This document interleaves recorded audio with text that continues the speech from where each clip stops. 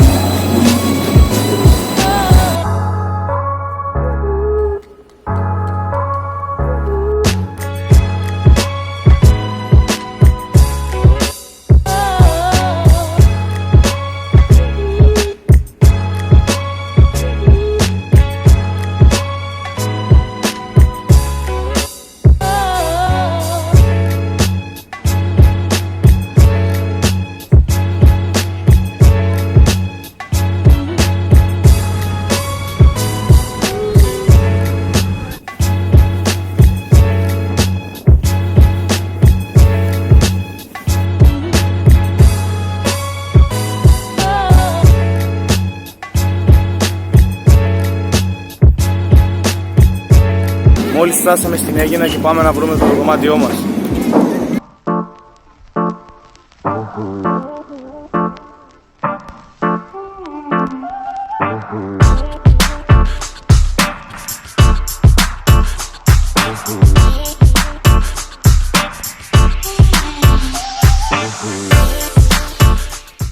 Η ώρα είναι 10 το πρωί και έχει πάρα πολύ κόσμο.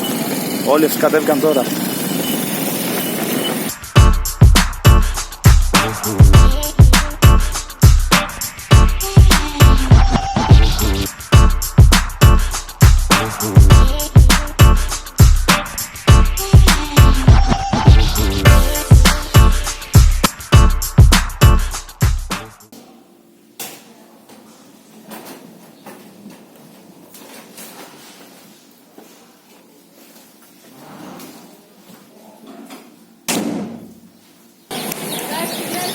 Μόλις φτάσαμε στο μοναστήρι του Αγίου Νεκτάριου, ένα από τα μεγαλύτερα μοναστήρια της Ελλάδος.